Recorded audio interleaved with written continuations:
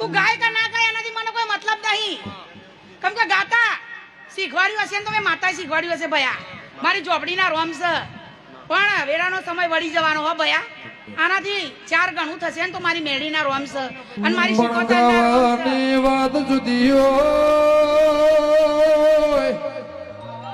ધૂણવાની વાત ઇનથી ઓર જુદી હોય. દુનિયા વાટા મારા કે દેવી